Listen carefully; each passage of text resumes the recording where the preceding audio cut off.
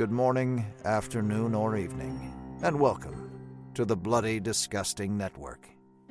The following show is just horrifying. Beware.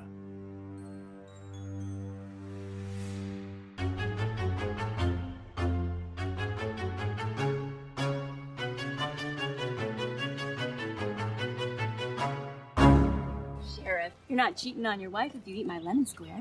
Your lemon squares taste like ass.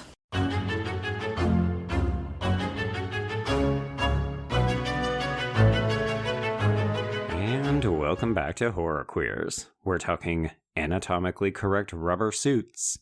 We're talking great stems and buds. And we're talking reinforced steel, not good. And I'm Joe. And I'm Trace, and we're talking poison. Poison ivy! Oh boy. We are talking the much-maligned Batman entry from 1997, Batman and Robin, everybody. And Joe, why are we talking about this movie? It continues an annual tradition that we have begun, which is that we always cover a Batman film in December for some reason. And also, this one fit the bill of winter. So we're going to be talking about something wintry this week and something wintry next week. I was like, what do you mean winter? It's not winter, that's Batman Returns. But yes, ice. There's a lot of ice in this movie. Trace, can't you feel the chill in the air? Don't you feel a freeze coming on? So again, this is another case where a lot of my notes are quotes and just general comments about things that happen in this movie. But if I highlighted every single pun that I wrote down, I think my entire page would just be filled with colored highlighter. Yeah, it's a bit much. I can definitely understand why people would look at this entry and say, oh no, I just can't. I'm sorry. I mean, I'm not one of those people. I think this movie's a lot of fun. It's just, I have issues and we will go through it, but I don't think this is like the clusterfuck that everyone says it is. But before I go into that diatribe, why don't we bring in our guests? Everyone, they are the hosts of Kill by Kill, a podcast that unpacks all the gory details of horror cinema's least discussed topics, the characters. You may also recognize them from their previous guest appearances on our show, discussing such classics as The Quiet and Witchboard. Please welcome back Patrick Hamilton and Gena Radcliffe. Greetings and salutations, everyone. Nice to be here. Oh, Gena. Oh, man. Welcome on to we really bring y'all in for winners, don't we? Well, you really do. It's like you're holding them back. And then when we're on the schedule, we just get Witchboard was very entertaining, but this is reaching, I'm sexual feelings while ordering a milkshake levels of bad. I like to hurt you both about once a year. That's the goal. I don't know what I did to deserve that. We did invite you on to talk about cats, so. Yes, this is true. I mean, yeah, Patrick, you and Gena did invite me on to talk about cats, so I feel like this is just returning the favor. Well, I mean, okay, like this is considered one of the worst movies ever made. And I just have to quick survey around the room. Are we in agreement with this statement? Yes. Ever? No, but Gena's like, yes, just absolutely yes. It is not good in many, many ways. Can you have fun watching it? Absolutely. That is well within everyone's power. But there are some massive faults with it that make it difficult, not just simply as a Batman movie, but as a movie in general. It remains to date the only movie I ever walked out of in a theater. Now, granted, it was like up to like the last couple minutes. Like I missed the part where Alfred is miraculously healed because who didn't think that was going to happen. So yeah, like right after somehow that Mr. Freeze and Poison Ivy are stuck in the same jail cell at Arkham Asylum together, I'm like, yep. Yeah, I'm good. And just got up and walked out of the theater. And this was the first time I had watched it since then. Oh, okay. So did you finish it? I did finish it, yeah. I figure I at least owed it that much, and I owed you guys that much. So polite. For the record, you owe us shit, but thank you so much, Gena. It's a thing where even watching this, I'm like, because part of my when I'm judging a movie, I'm like, okay, well, what do I think it's good or bad? And like, for this movie, yes, like there's a lot of bad about this movie, but at the same time, I put like 50% of my grade into what is the movie trying to do, and is it accomplishing that? And I'm half and half on this part of it, because they're trying to make a really stupid, campy movie with this, like that's harkening back to the days of the 60s of Batman. And on that level, I think they accomplish it. The problem is there's a lot of stuff in here that is just boring. So that's where the movie's really failing for me. Yeah, I mean, I think they set out to try to sell toys, and they accomplished that. Gena. Yeah, and I could definitely see and agree with you that they were trying to go for the campy feeling of the 60s show. But the problem is that the movie itself looks too good for that. It's too shiny. It's too glossy. I mean, even now, 25 years later, it still looks good. I mean, the way they do, like, I love that observatory that's like in the big hand. I think that's, and it kind of, it's supposed to make you think of the snow globe that Mr. Freeze keeps returning back to. It kind of looks like that. And I think that it's too glossy looking to be that deliberately cheesy in its dialogue and in all the puns. And you said that you lost count of how many puns there were. I did try to keep track of how many ice or freeze or cold puns just Mr. Freeze said. Everybody speaks almost entirely in puns in this movie. I had about a 45-minute point. I lost track at around 25. He just at least 25 different puns. And important to note that this movie is 2 hours and 5 minutes long, and that is one of the reasons why it is unsuccessful for me, because I think if you make this a tight 90 minutes and cut out several subplots, this is a much better film. But the problem is, it's just so big. But I will say, though, I mean, commenting on the look of it, so I got the 4K set, like, of the first 4 Batman movies. This movie looks phenomenal in 4K. Oh, yeah.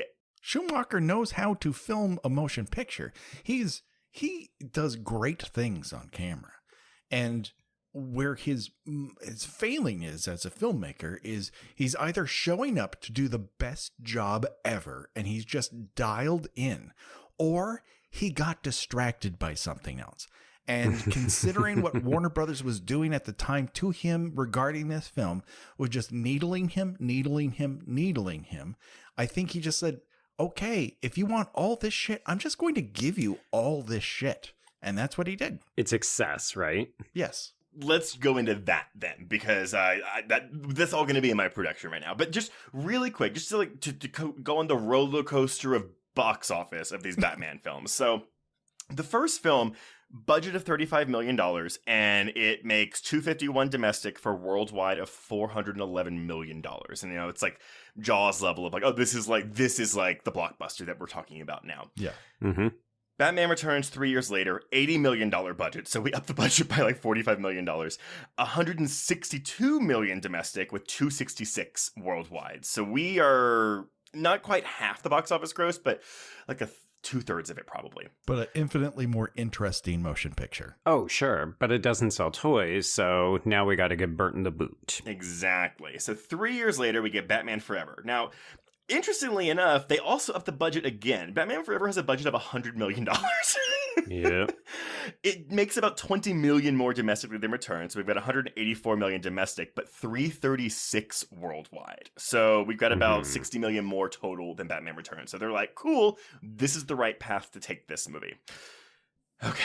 So, before we get into Batman and Robin's box office, let's go with that. So, with the box office success of Batman Forever, Warner Brothers immediately greenlit a sequel. They hired Joel Schumacher and Akiva Goldsman, future Oscar winner Akiva Goldsman, by the way, for screenwriting. They should take that back. Yeah, I was going to say, you would not know it from these particular scripts. Good Lord. He wrote A Beautiful Mind, so that is what his Oscar was for. But he actually has written, he also wrote A Time to Kill in between this and Batman Forever with Joel Schumacher, so... Also not a good movie. Oh, I like I like that one. But compare it to The Client. The Client is a way better movie than A Time to Kill. Possibly because it's a better story than A Time to Kill. Sure. It's also not 2.5 hours like A Time to Kill is. Yes. Anyway, so obviously Schumacher and Goldsman were the director and writer, respectively, of Batman Forever, but they were both about to go to work on A Time to Kill when they got this offer. And it was decided to fast-track the production of this sequel for June 1997. So instead of the usual 3-year gap between films, we have a 2-year gap between these films, which I think might contribute to the issues with this movie. Schumacher wanted to pay homage to both the broad camp style of the 60s TV show and the work of Batman comic book artist Dick Sprang. Sprang, by the way, was responsible for the 1950 redesign of the Batmobile and the original design of the Riddler, but with the comics, it's a weird thing where Bob Kane, God, I'm paraphrasing this, so forgive me if I have a little detail wrong, but he was in the 40s, he was going to go off into World War II, and so he had ghostwriters or ghost drawers do Batman comics for him, but none of them ever got credited because it was, I guess, his contract or his IP or something, so he was always credited with it, even though he wasn't always the one drawing and writing the comics, and Sprang was one of these ghostwriters for him. They also knew they wanted Mr. Freeze and Poison Ivy, which personally for me, so I was 8 when this came out, Mr. Freeze and Poison Ivy are actually my 2 favorite Batman villains, which might be why I give this movie some leeway, but they've always been my favorite. So as a kid, when I hear that they're doing this, this was my must-see movie of 1997 for little 8-year-old Trace. Well, this is the first movie to be developed actively while the cartoon, the animated series, has been at its height. So it's the most, you compare it the most to that because the animated series has had that effect amongst, younger Batman fans to the point where it is their Batman, and it actually should be. And some of the best stories in there, you could argue, are Poison Ivy and Mr. Freeze. So you're aiming directly at a group of people who already know these characters and love them, and this is what they decided to do with them. Well, so, and that's exactly it. So yeah, the storyline of the film was conceived by Schumacher and Goldsman, again, during pre-production of Time to Kill. So they're working on this heavy, racially charged lawyer movie while also writing this really stupid Batman movie. And they used Freeze's backstory from the animated series episode Heart of Ice, which was written by Paul Dini and aired in September of 92. So just a few months after Batman Returns comes out. Because in case you didn't know, and I didn't know this, Mr. Freeze was introduced in 59 as Mr. Zero, and it was the 60s TV show that renamed him Mr. Freeze, but he never had this tragic backstory. His original backstory was just, he was a rogue scientist whose design for an ice gun backfired, and he inadvertently spilled cryogenic chemicals on himself, but he didn't have his wife in the equation, so he was just a regular villain that got fucked over. Right. So the reception of the Batman animated series episode was so positive, they were like, well, we're going to do that for this movie. So that being said, Schumacher stated, and it's actually really funny watching his interviews about this movie, especially after the fact. I watched the commentary for this, and I watched the featurette, which seems to have been released about 10 years after this film. I think it was probably on the original Blu-ray of this. He's very apologetic. He is, to the point where he is like Gena, and he walks out of that commentary before the end of the film. Oh, shit! Things to do, places to go. Oh, God. Well, yeah, so he said he was given a mandate by the studio to make the film more, and I quote, toyetic, a word he had never heard before, but that they said, well, we just want to make toys. We want to make this movie to sell toys. And that's probably why they gave it a budget of $125 million. More money, more toys, apparently. Well, you can tell, how many different costumes everyone is getting. Yeah. Poison Ivy changes costumes in every scene that she appears in. And there's a distinct reason for that. They want all the variations of this. They want all the variations of the Batmobile, all the variations of Robin's, vehicles. And Schumacher's just like, okay. To the point where we're literally putting in a line about a Poison Ivy action figure that comes with a Bane sidekick. Yes. Oh my God. Gena's like, I just can't take it. Well, so the thing is, it wasn't just, okay, we're making this in mind with the toys. They actually had the toy companies in meetings and development meetings for this film. So, they would be in pre-production meetings, and so, Mr. Freeze's blaster was specifically designed by the toy manufacturers. Batman creator Bob Kane acted as an official consultant and was heavily involved in the production, giving input on the film while he was on set. But they would basically they would make the designs for the cast and props in the film, and then the toy companies would just rip them out of their hands so they could make the molds and send them to the toy making factories in China so they could have the toys out by the time the movie came out in June of 97. Right. It sounds like the best creative enterprise. Like, this is going to be a guaranteed good movie. Or we're going to have toys in time for when the movie comes out. I mean, it's always a thing, too, where watching something like this, I'm like, did no one see anything? Like, I think I read something where they were like, Warner Brothers was happy with the dailies for this film. Oh, they thought this was a winner. An absolute fucking winner. I saw this movie on the Universal lot because there are sections of it that use New York Street on the Universal back lot. And so for any studio guide, if a movie filmed there, they would screen it for us so that we could point out specific. Do you remember this? Do you remember that? And it was the most morose screening I've ever been a part of. It was like the Baton Death March. It's like we were let out of a box, in the Pacific Theater of World War II. We were just sweaty and angry at this motion picture. And Warner Brothers had hyped this to the point where it was everywhere. And the first weekend is gigantic. And then the second weekend craters, as everyone who has seen it tells all their friends, all their family, passerbys on the street, don't go see this. And everyone listened. Man, I'm telling you, if someone tells me, what it's a big IP movie that I really care about, like Batman, someone's like, it is one of the worst movies ever made, I'm actually going to be first in line to go see that movie because I have to go see what this is. Yeah, but like families with a lack of disposable income, like if you hear something is aggressively bad, and I think especially if you weren't entirely sold on the direction that Schumacher takes the franchise in Forever, I mean, I do think to a certain extent people weren't always happy with Forever, and then it also soured them in anticipation of Batman and Robin, and then it has really, really bad word of mouth. You have to consider in 1994 what being a Jim Carrey movie was. Yeah. Which was just a rocket shoved up your wiener and you went to the moon. Like the guy could sneeze and have $100 million. And so when that movie came out, it was primarily sold as a Jim Carrey vehicle, and he gets almost all the screen time in it because he was the biggest movie star. The thing for me is I wasn't just disappointed. I was genuinely surprised by how much I disliked Batman and Robin because I loved Batman Forever. I still love it. I will go to the mat for how much fun it is and how much everybody is looking like they're having a good time, and I love. I know a lot of people don't like Jim Carrey's performance, and I think it's great. I think that he's just I do too. He just brings so much to it. And I think the primary issues that they made are in, choices in, well, how are we going to make this movie stand, out from its predecessor? And one, obviously, they didn't get Val Kilmer back to play Bruce Wayne. I think he did a really good Bruce Wayne, and I think I like him. He's one of the best Bruce Waynes. Yeah, he plays it very straight.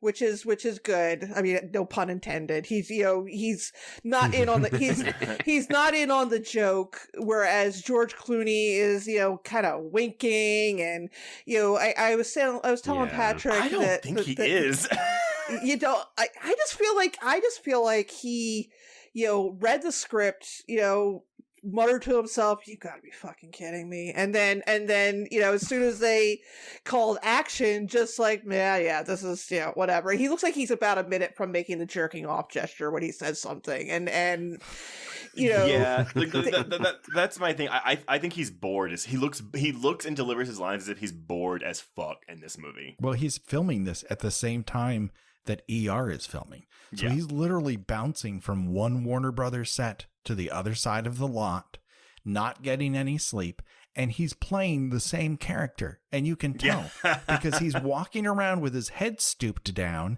and then he does head nod, half smile throughout the entire thing, which was his ER character. It was just George Clooney showing up to do a job, and he's like, oh, people like this. People like me now. And he didn't change up until the point like Three Kings came out and someone just slapped him in the face and said, would you fucking act already? And he's like, oh, I can act. And from that moment on, he acts.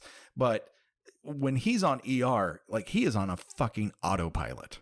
Well, unfortunately, so the reason that we don't have Val Kilmer back, it's not just like they didn't want him, although apparently he and Schumacher did not get along very well on the set of Batman Forever. Right. I mean, there's rumors that Kilmer isn't always the easiest actor to work with, so I'm imagining big personalities on set, and they probably repelled each other. Well, so it's that, coupled with the fact that, and Schumacher says like he didn't have a good working relationship with him, like that's in one of the featurettes, but apparently, you know, Kilmer wanted to work on The Island of Dr. Moreau since Marlon Brando was cast in that film, but then Kilmer is saying he was not aware of the fast-track production and was already committed to The Saint by the time he found out the sequel was moving forward so quickly.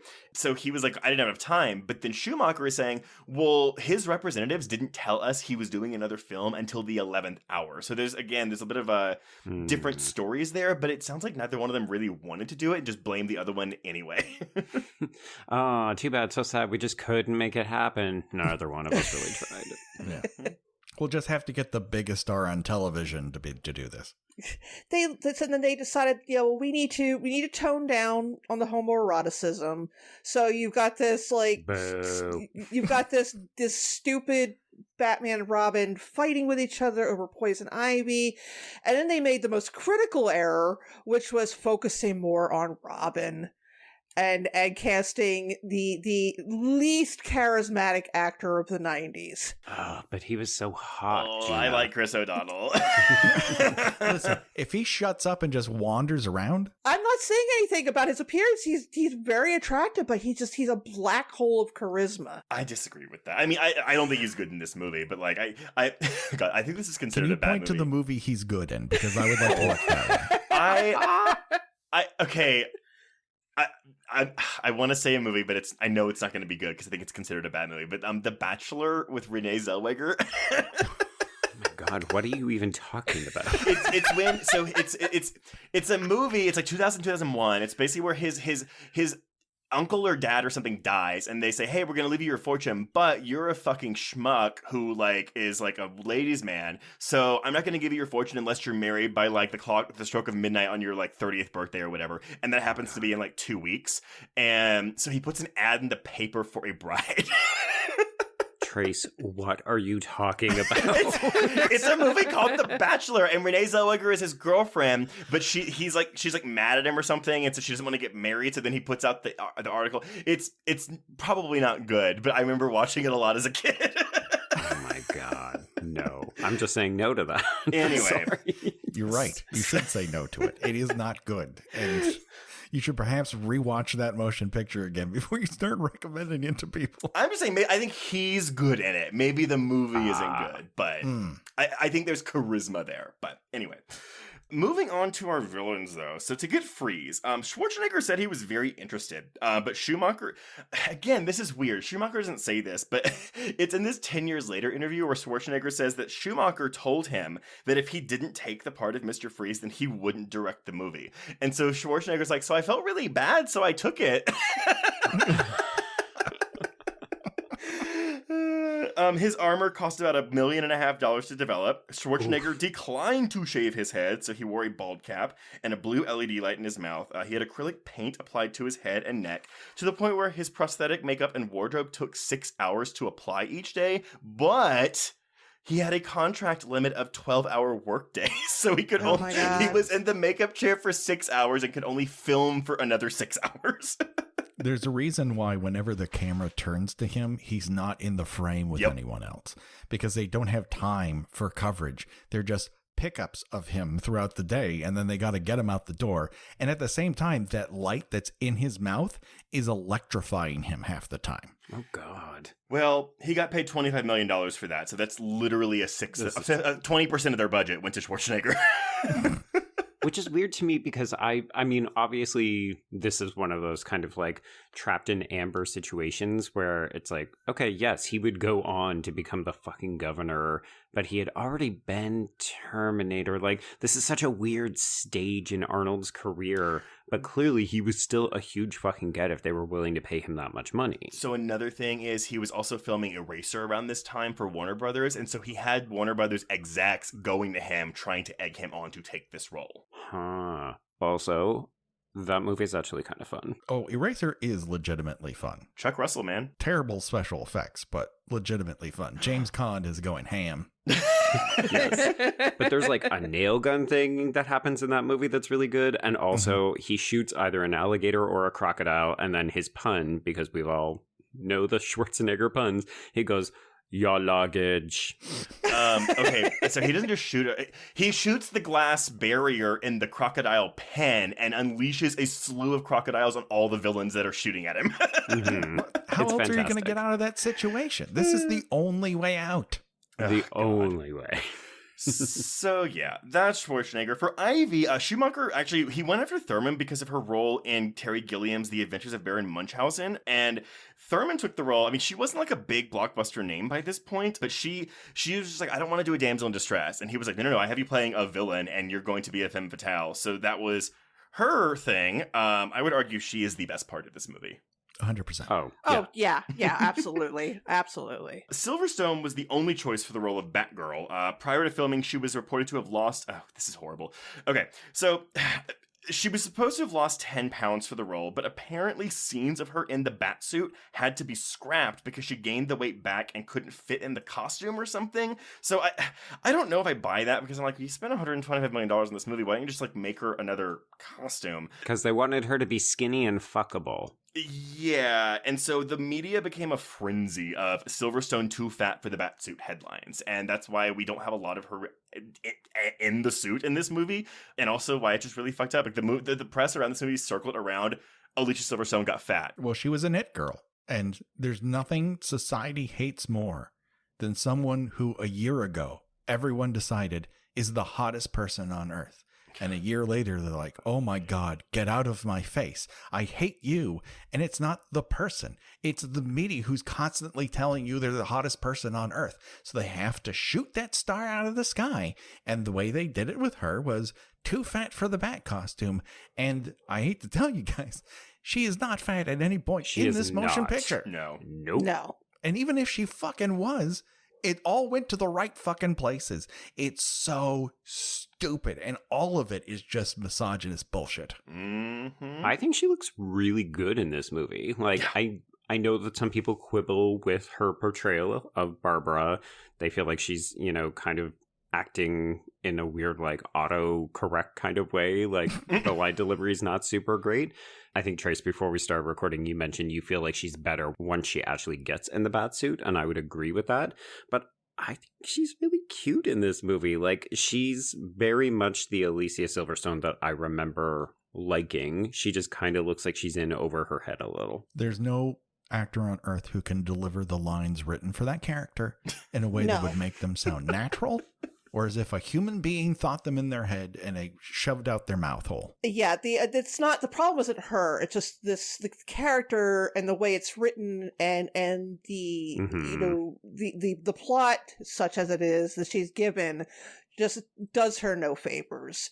It really adds, getting back to the whole, well, we need, we want to sell toys.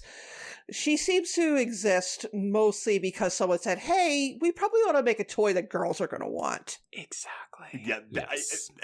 yes, I 100, because again, they changed the character's backstory. No longer is she Commissioner Gordon's daughter, she's Alfred's niece, which we can talk Somehow. about that when we get to the plot. We have It's a real questions. Palpatine is back from the dead sort of plot device that just doesn't make any fucking I'm sense. telling y'all, my husband and I were watching this, and first of all, his thing was like, he was like, why does Gotham City look like the Jetsons? Why is everything like 200 stories tall and it looks like there's flying cars going around? But also, I he's love like, that. we were trying to do the math on this. It's like, okay, maybe Alfred had a much younger sister. Maybe it worked out. And even then, it doesn't make any sense. But they show the picture of his sister Peg, and it's like this black and white headshot from the 40s. It's like some actress's headshot from the 1940s. Mm-hmm. I believe that is his wife's headshot from the 40s. Aww. Oh, well, there you go. Sweet. The other controversial aspect of this film is, of course, the nipples in the Batsuit. I will say, though, that there are nipples in the Batsuit in Batman Forever. They're just more pronounced in this film. Right. Also being weird, though, so O'Donnell and Clooney were having weird issues. So they had pictures released of them in their suits, and it very much looked like Robin's codpiece was much larger than Batman's. And the issue is because they were actually the same size, but because O'Donnell is shorter, it was a relativity issue. So Clooney told Schumacher to tell the press that Val Kilmer's suit fit him perfectly, but he had to make the codpiece bigger just to like do a dig at Val Kilmer. Oh my god. I love that it's a literal big dick contest. Okay, so principal photography takes place mostly at Warner Brothers Studios in Burbank. Lasts for about 4 months, from September 96 to January of 97. But they did finish shooting 2 weeks ahead of schedule. Oh my god, how? I have no idea, but I think the use of body doubles aided with this because, yeah, as Patrick said, we had Clooney working 3 or 4 days on this a week, and then 3 or 4 days on ER a week, and then also Arnold Schwarzenegger's. Like O'Donnell says that despite spending a lot of time with Schwarzenegger off of the set and during promotion for the film, they actually never worked a single day together during production, and this was achieved using all these stand-ins whenever one of the actors was unavailable, which was quite often. That is some movie fucking magic right there. So that wasn't, actors being unavailable wasn't the only issue this production had. Filming was temporarily halted in the fall of 96 when Freeze's blaster prop disappeared from the film set. They had to open a police investigation, culminating in the raid of a film memorabilia collector's home. High public interest in the film caused security issues on set. Paparazzi regularly disrupted it. Photographs of Schwarzenegger taken during filming sold for $10,000. So they got to the point where, as actors would leave their trailer to walk to the set, they would have people hired to hold giant poster boards up to hide them as they were walking them to the set. That's like my first job. I was a sandwich board person who just walked back and forth. So I'm like, oh, I could have been doing that on the set of Batman and Robin, apparently. Warner Brothers is uniquely situated on the other side of the valley from main part of Hollywood. And there's a lot of it's butted up against Griffith Park. So if you have a really long lens, you can absolutely see what's doing in there. Well, so once it actually... Okay, so on top of this $125 million budget, and there are some reports that say the budget actually ballooned to $160 million, but they did spend another $125 million marketing this fucker. Oh boy, that is a lot of toys they want to sell. I'm just going to keep saying it, folks. It's not more egregious than all the puns, so it's fine. So the film opens on June 20th, 1997, in the number 1 spot with an opening weekend gross of $42.9 million, making it the third highest opening weekend gross of 1997, behind only Men in Black and The Lost World Jurassic Park. The only other new release that weekend was My Best Friend's Wedding, which opened in the number 2 spot with $21.7 million, which honestly, for a holdover, is pretty good for counter-programming. I mean, folks, go back and listen to our Starship Troopers episode because we talk about a bunch of movies that came out around that time period. Like, 1997 was a good fucking year. Yeah, but unfortunately not for this movie, because the second weekend, this movie dipped 63% and fell to the number 3 spot because of the release of Face Off that next weekend, which was number 1, and Disney's Hercules, which was number 2 that weekend. It stayed in the top 10 for 5 weeks, and just for comparison, Batman Forever only, quote-unquote, dipped 45% in its second weekend and stayed in the top 10 for 7 weeks. It winds up with a final gross of $107.3 million and an international gross of $130.9 million for a worldwide total of $238.2 million. That's about $100 million less than Batman Forever. That's what gets you fired, right? If you come in about $100 to $80 million less than the previous film, you get turfed. It did break even, though. Yeah, I don't think that's enough considering what they wanted to do with it. And you have to consider foreign, you're not getting all that money back because of exchange rates. Yeah, and I don't recall. You had younger siblings who would have been the target market audience for these things, and I do not recall the toys making a big splash. I don't think so. You would think that Freeze and Ivy would, at least, but maybe that's just because I would have bought them. But yeah, this was the 9th highest grossing film of 97, as well as the lowest grossing live action Batman film to date.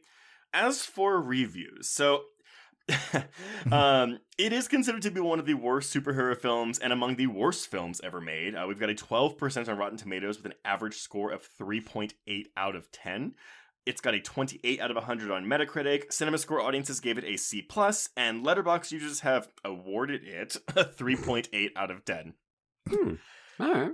I don't really want to go into all these reviews because I'm sure we'll have plenty to say about the film ourselves, but I did want to highlight, quote-unquote, Harry Knowles' review for this film. God. Oh, no. Oh, Okay, boy. I think it's just as bad as the film itself, but just a portion. So he asked, who comes out of this film unscathed? Because no shocker, he hated this movie. And this is what he says. George Clooney manages to weather the storm with minor cuts and bruises. Michael Goff seems to look like he actually is acting despite the film around him. Everyone else is absolutely the worst they have ever been. Arnold has never been in a film this bad and inconsistent in tone. Hercules Goes Bananas is at least somewhat balanced in tone. His performance, if you could call it that, was terrible. He was the best of the terrible performances, though. Uma was so bad, so awful, my friend, and I literally grabbed vainly in front of us as if in some desperate hope to rip her violently off of the screen. Or just sexually assault her as he did other people. Oh, shit, Patrick. Fucking come for me, Harry Knowles. All I was going to say was, wow, he is a terrible fucking writer, but yeah, drag him because he deserves it. He goes even further, saying that Elliot Goldenthal's Poison Ivy theme, the saxophone theme, it hurts not only an already terrible performance, but contaminates the rest of the film too. Oh, fuck off. That's a great theme. I know! I have to know, like, what he thought would have been a better way to approach that character. Because I feel like you can't, again, I'm not super well versed in Batman lore. I mean, I knew enough to know that Batgirl is not related to Alfred, but I always assumed that, Poison Ivy is supposed to be kind of, vampy and campy, and I mean, she literally blows pheromone dust in people's faces.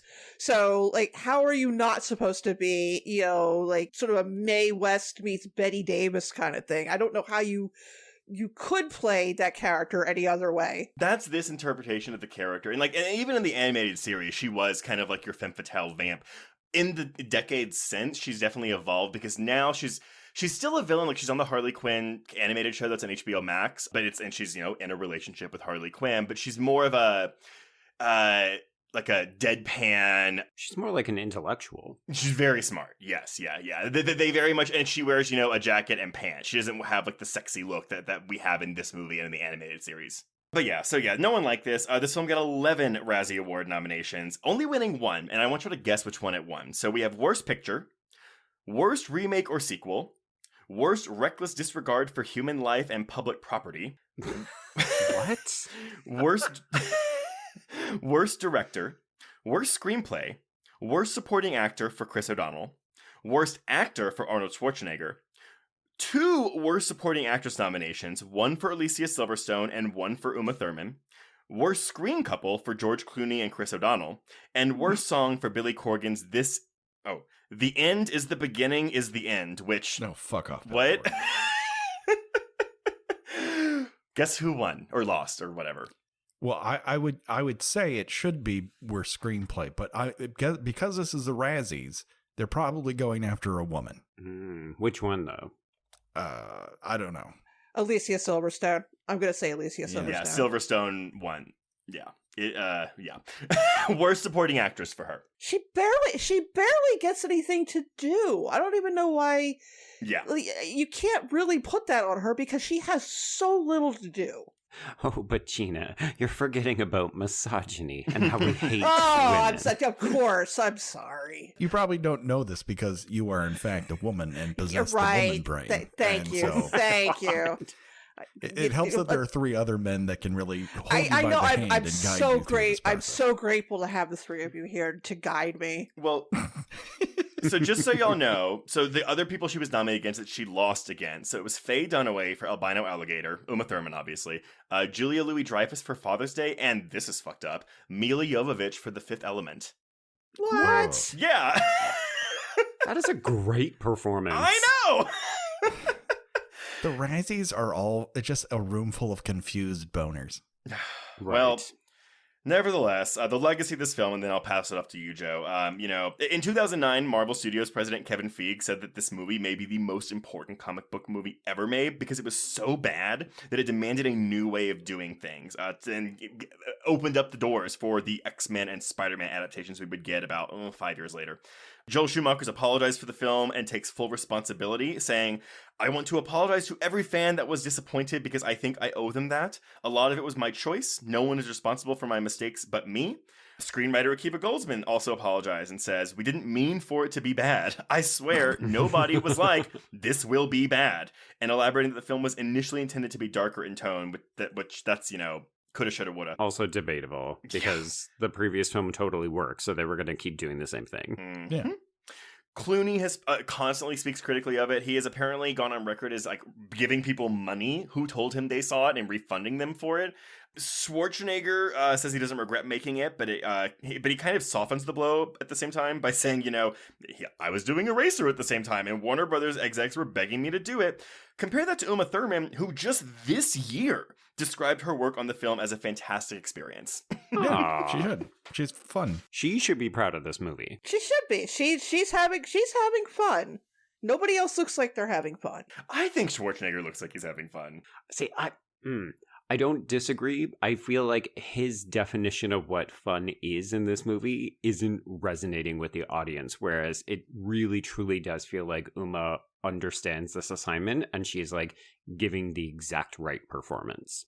Yeah, I kind of can't figure out if I find Schwarzenegger funny. Oh, this is gonna sound terrible and xenophobic, but I can't figure out if I think he's funny because of his performance or just because he's constantly yell screaming his puns with a sometimes unintelligible accent.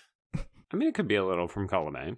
I mean, you could have James Earl Jones saying these lines, and he would sound ridiculous saying, "Remember my name," because it's the chilling sound of your doom. I mean, how do you do that and not immediately say, "What the fuck did I just say?" Watch the numbers, Batman. It is wild that he cannot say Batman, but really is constantly saying Batman as if he's Jim Batman, attorney at law. Would watch. And the last little bit I have is before is just apparently, and there's a rumor, and I know he said it at least once, but apparently before every single time Schumacher yelled action on this movie, he told everyone in the room, "Remember, this is a cartoon," and let them go. Mm-hmm. I feel like it's either for this film or for the previous film, or maybe for both of them. But yeah, Schumacher knew.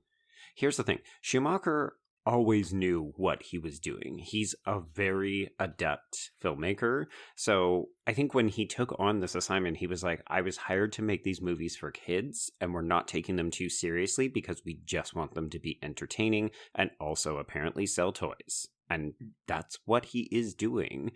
I do think you're right, Patrick. I think Akiva Goldman should bear the brunt of most of our wrath because it's did you need to put in 28 puns in 45 minutes of screen time? Maybe you could edit a little fucking bit. And the other thing is there's an intentionality to the characters in Forever that is lacking here. Outside of Mr. Freeze, everyone's backstory is, I'm annoyed with you. And it's where it starts and where it ends. And so when Batman and Robin are bickering at one another constantly about you don't appreciate me enough, like an old married couple, and you're like, would you just fuck already? It would just make life so much better if you would fuck. And they refuse to do it. They just don't trust one another or their penises. You got to stay over here and I got to stay over here. And we're both going to be very frustrated. I just the issue with them is the whole thing. They realize, I want to say 2 scenes after they first get hit with the pheromone, that the pheromone is making them act like this. And so you would think that after that scene, they would be more good at resisting the pheromone. Right? Batman is a fucking scientist. He and Alfred in all of the previous iterations and future iterations immediately come up with things like antidotes and other things. Why the fuck does it take them until the last scene when Chris O'Donnell goes to Poison Ivy's lair to be like, oh, I've got, fake ass lips. You can't kill me. Rubber lips. So it was really funny too, because before that kiss, my husband was like, "Oh, he's got some lip gloss on." I was like, "Nope, rubber lips. Remember, Rubber lips." It just looks like lip gloss. Yes. I also love that they have like the constant like thawing things on hand, and we'll talk about the time frame of the climax of this film and how none of Gotham City should be alive by the time the movie ends. What are you talking about? You can't thaw an entire city in 11 minutes with the power of the sun? But yeah, like they were literally. So yeah, you're thawing them, but you're also burning them to a crisp. I just there's no rationality to anything that happens in this motion picture. So by the end of it, when they're freezing people and using satellites to reflect the sun from Africa, like fine. I don't fucking care. They surf on doors. Who cares? Yeah, you really do have to let things go with these movies. Mm-hmm. All right, well, shall we dig into it? Let's go. Buckle up. All right. So we start with a Frozen WB logo, and then we go into our credits. And then, of course, because it is a Schumacher Batman film, we have aforementioned anatomically correct rubber suits. We get the butts. We get the tits. We get the cod pieces. The butts jiggle. The butts. And that does not happen with Alicia Silverstone's character, which even goes to show... Like, Schumacher didn't care whenever she was suiting up. But for these men, like, no, we got to make these butts jiggle. For whatever reason. I do recall one funny moment in the theater when Alicia Silverstone is suiting up. They show the close-up of her butt. That some gentleman, who I always appreciate in my audience, yelled out, "Woo!" which I was like, yeah, all right, because I already knew the whole thing with her being supposedly too fat to fit in the suit, and someone in that audience was appreciative of it. And also, that gentleman was maybe like, you know what? I've had to sit through boy butts for the last film and a half, so it's finally my turn, baby. So, over soaring orchestral score, we're reintroduced to Batman, played by George Clooney, as well as Robin, who is played by Chris O'Donnell, and they are bantering about vehicles. And we also have Alfred, their trusty butler, played by Michael Gough, and he is just there to face his impending death. Oh, is it this scene actually where it's like we see him leaning against a stairwell, and it's like, oh, guess he's sick. Yeah, he's like, oh, cancel He the pizza. excuses himself for the vapors. He's like, yeah, and then just like, oh, even that took too much. That took too much out of me. He's fallen asleep on the job too. This man is 80 years old. What are you even doing, Bruce Wayne? Let this man retire. Well, that's the thing. I agree with Alicia Silverstone, where she's like, I'm trying to save him from his life of service. She's like, yes, do that. Why has this man not retired? What does Bruce Wayne even need a butler for at this point? He is a single man. I mean, I love that this is Hollywood code for, well, if you're sick, you're laying down on the job or you're leaning against a pillar, in the same way that it's like, well, if a woman is pregnant, we better show her puking. Mm-hmm. And I will say, this is a subplot that I really wish was cut out of this movie. I get that, he has the same disease that Freeze's wife has, except stage 1. But honestly, there's nothing else in this movie that you really... it's not necessary to this film. And you can cut out all this Alfred shit to remove, let's say 10 minutes from this movie. Well, that's actually what we're going to do. So we're going to address the Alfred stuff right here and now, and then we will casually talk around it for the rest of the episode. But let's just lay this shit on the table because it's boring. So boring. And that's the thing, though, is they're trying to go campy, fun, stupid, but then we have this, which is tonally off from the other, everything else they're trying to do in this film. And that's why I don't like it. I wouldn't be surprised if we did this because we knew that he was sick in real life. And it was we're trying to give him the farewell because we don't know if he'll be in another movie. But it is weird. I've seen a number of people say, why do we spend all this time on this and then just miraculously cure him in the 11th hour? Well, to me, it feels like that it's all just an excuse to get Barbara to discover the Batcave, because he keeps talking about, right. Oh, I've got this brother Wilfred, which that feels like that was supposed to be something originally that they didn't do anything with. He mentions this brother 5 times and how he can't seem to get a hold of him, and it's okay, is this a mystery that they're going to have to solve as to, why his brother isn't responding to his letters or whatever. And he's like, well, here's this. No. Nothing's done with this. We never hear from Wilfred or see him or anything. We get like a picture of him. So Alfred gives Barbara this, the secret, encrypted disc. Now, don't look at this, wink wink, go find Wilfred and give it to him, and it'll have all my secrets on it. And of course she goes to look it up. The code is Peg, the name of his sister. I love the first code she puts in is Alfred. That's like her first attempt at a password. I'm sorry, a 3-letter password. A 3-letter password of a name for the Batcave. Which protects the entire Batcave from intrusion, as though we didn't just get infiltrated in the last movie. Yeah, and she's and then like Alfred Paul's like, oh well, I knew you were going to do this, and that's why I uploaded my brain to the Bat computer. Oh wait, this I have this line, but yeah, he uploaded his, oh my god, it's his brain algorithm to the Bat computer. Yeah, we're uploading brain algorithms, but we apparently can't figure out how to stop the pheromones from affecting Batman and Robin in this movie. And look, Gina, you mentioned this, where it's like she's not traditionally Alfred's niece or whatever in the comics. She is Commissioner Gordon's daughter, and the funny thing is that Michael Goff and Pat Hingle being Commissioner Gordon, are the only people in these movies that are in all 4 of these Batman movies. But none of these films have done anything with Commissioner Gordon, much less said that he had a daughter. So they can't do that with Batgirl in this movie. So they wrote themselves into a corner, and they're like, okay, we'll just make her Alfred's niece. And it's like, that makes no fucking sense. Like, it would have made more sense to have just said, yeah, we've never done anything with Commissioner Gordon, but now he's got a daughter. Sure, because it doesn't make any more sense to suggest that Alfred randomly has a niece who, P.S., he says has traveled over from England, and then she sounds like Alicia Silverstone from Clueless. Right.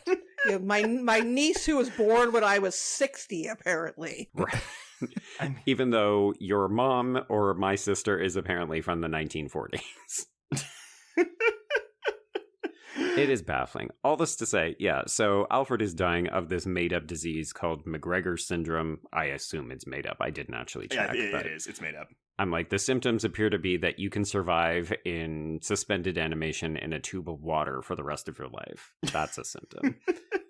And we're trying to track down this brother who apparently is also a butler to like the Maharaja, to which I was just like, have you ever heard of a family of fucking butlers? No. It's a family business. I guess it's like funereal services, right? Unless you're a woman, in which case you don't buttle. Right. I'm a butler. I buttle, sir.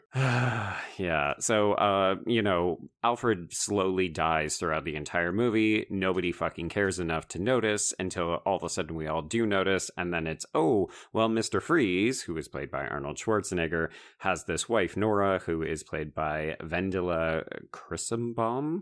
And she apparently has the exact same unique disease. And Alfred's progression is lesser, so by the end of the film, Mr. Freeze will be able to cure him. Voila. So the end of the movie. I love that you say she's played by this actress. I guess maybe in the video footage we see when he's watching their home movies, but her in the tube is a model of her. It's a mannequin. She gets billing for this, like beginning credits billing. She was a big supermodel, I think. I kind of remember her. You know who is a supermodel who's in this movie is Elle Macpherson, who they are really trying to make happen in this movie. And every time she showed up, I was like, why? Oh my god! And then you've got Vivica A. Fox, who also gets beginning credits billing. It's one scene, and it's like they don't know what to do with anybody in this movie. It is wild. Well, they had Fox for one day, and so it was one of those things where it's like I think Schumacher had just seen Independence Day, and he was like, "Oh, hey, you want to come over to the set for a day and be in this movie?" And she was like, "Yeah, sure." I mean, she looks great, but this feels like we enjoyed having hot henchmen from like forever, because if folks have forgotten, Drew Barrymore, as well as, oh shit, what's her name? Debbie Mazar. Thank you. Yeah, and Debbie Mazar are Two-Face's henchwomen in that film, but like they also don't get jack shit to do.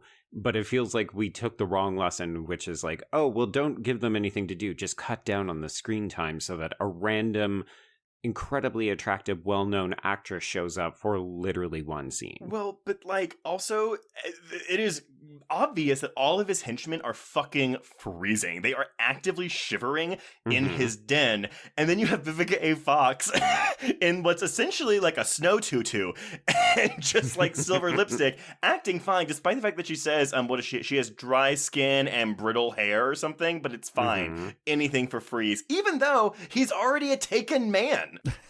But she comes with a package. She's part of the union package. He has no interest in her. It's hilarious. I mean, let's address the not so queer elephant in this room, which is that this movie should be hornier. Like, Batman movies are often frequently horny, and this movie often has a sexual energy to it. I mean, when Uma Thurman's on screen, it does. Yes. Again, the woman who understands the assignment. Yeah, I mean, Mr. Freeze is the ultimate wife guy. Right. He's not interested in his henchwoman. Does she even have a name? Yes, actually. One second, let me see if I can find it. A name so memorable, you have to look it up. Yes, her name is Miss B. Haven. He has no interest in Poison Ivy, and she is coming on strong with him. Well, we can talk a lot about Poison. Why is Poison Ivy so interested in Mr. Freeze? Why does she think he's a guy? I mean, like, as much as I love Thurman's performance, what I hate about the character is that she is constantly relying on men to do her things, and that includes Bane. Oh, yeah. So let's get into these introductions, because we have Commissioner Gordon sort of instigating the plot by saying, hey, there's a new villain who's attacking Gotham Museum of Art, and we get this hockey fight, which baffles me as a Canadian. Batman skates down a dinosaur on his introduction. Is this the only Batman to pull a Fred Flintstone? Quite possibly. Yet. Yeah, so we do also explode that dinosaur, and then we take off in a rocket ship, because it's basically just what will boys like, the Batman movie edition. And then, yes, we end this action sequence, which I think is like 11 minutes long or something. Long. And it ends with Batman and Robin sky surfing back down into a frozen furnace where Robin is frozen because he's too impetuous, ladies and gentlemen, and he doesn't listen to Batman. He comes too fast from behind. Yeah, he right before that, Robin actually says "cowabunga," which was the first of many times that I cringed during this movie. Oh my god, between that and Alfred being like, I'll cancel the pizza, I was like, are we doing Teenage Mutant Ninja Turtles? Yeah, because that's cool. Mine was whenever Batman and Freeze are in the rocket, and George Clooney just delivers this line exactly like this. Freeze, you're mad. You'll kill thousands of people. We're going to ice cold to space. I'm so tired. I had this really intense scene with Juliana Margulies all day, and now I'm here, and I'm supposed to care, but we're on a rocket ship that costs $5. So he shoots a red laser into water to thaw him? Sure.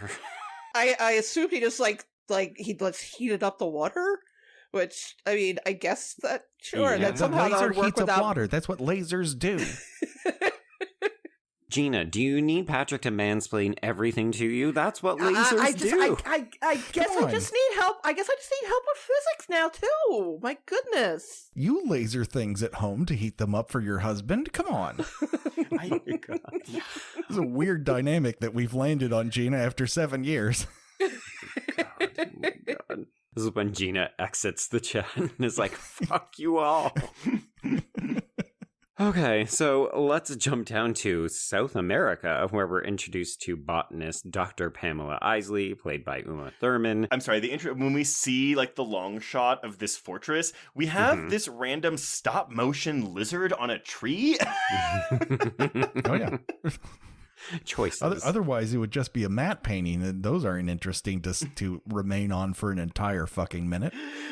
Green lightning too is what happens in South America. It's like Castle Dracula. Yeah, like the design of this, even the decision to have this based in South America doesn't make any sense to me. Like, why are we having to relocate our villains?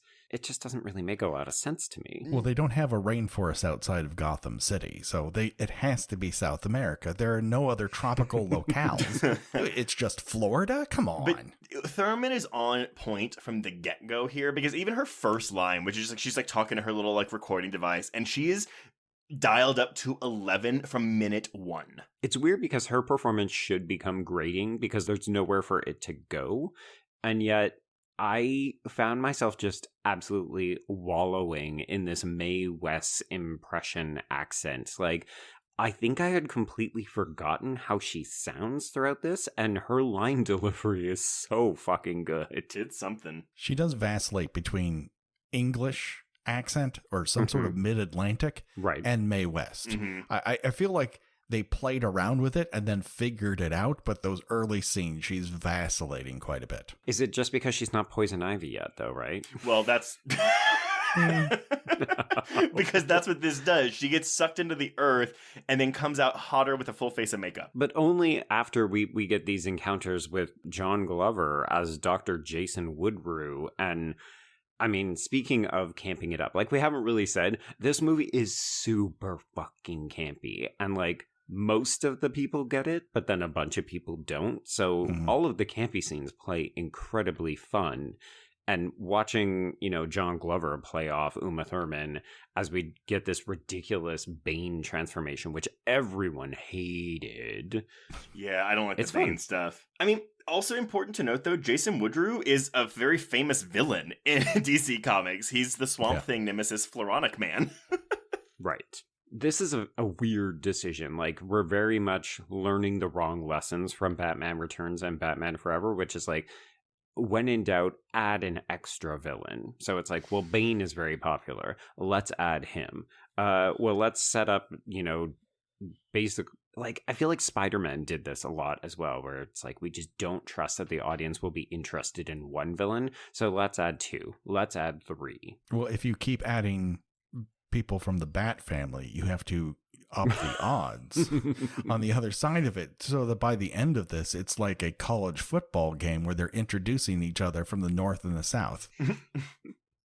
I'm just happy that we had a lady villain to fight our lady hero, because what else would we do? I would be so confused if I had to watch a man and a woman fight. It's just my big issue is, I mean, because Bane doesn't fit the tone of this movie, because Bane comes from a very separate, like, era of the comics, and around this time, he was famous for breaking Batman's back. Yeah, it's why he's in this movie, because he was super famous for that. Yes, but at the same time, narratively speaking, he only exists to be Poison Ivy's muscle, and it's just like, that's just not interesting to me. Yeah, no. The character is really boring. Like, that was actually one of my big takeaways when I saw this in the theater. Isn't a character. Okay, I don't really know Bane. I'm pretty sure that's not the right way to do him based on what I had known of his comic origins. And then I was just like, this is boring. This character is really dull. Why did they bother to include him? To chauffeur Poison Ivy. And where did they pick up that orange Mercedes Benz? Like, does she have bank accounts we're unaware of? Like, if I start going down this road of how did this happen, we'll never get it. It's every scene of the movie, every shot of this movie. Yes. I will just say, in terms of, like, I'm a mad scientist, when you pump a chemical into a dude's brain and it's got a lot of air bubbles, that's not going to go well for you. That's just bad mad science 101. The Venom thing is a Bane trait. Like, that was obviously removed for the Christopher Nolan movie. But yeah, outside of that, it's just like, what? Like, what are we doing here? I mean, my favorite thing is the costume design, which was so obviously created strictly with the toys in mind, where it's like, well, how about we hit the button in the middle and it can have a sound effect, and the kids will love that. Actually, a genuine laugh I got from this is whenever later in the film they're showing the airplane like security footage. Oh my god, that shot on the tarmac? Yes, and you have Bane like in a fucking trench coat. Honestly, Trace, having covered Addams Family Values just like a month ago at this point, I was like, oh, this looks like we could be doing a Joan Cusack thing right now. Yeah, so we've got dumb shit between Bruce and Dick where, you know, I think part of my problem is that so much of the rest of the film is campy, but then this stuff, they're trying to be really emotionally grounded. So we've got Alfred's dying off in the corner at every scene, and then we've got Dick and Bruce being like, well, if you don't abide by my rules, well, you're living under my roof, I'm gonna kick you out, and you don't understand me, why can't I ride a car instead of a motorcycle? And you're just like, who fucking cares? Like, hey, we did this last movie too. We resolved that by the end of Batman Forever. But they don't have any ideas as now that they're stuck with Robin, they don't have any ideas as to what to do with him.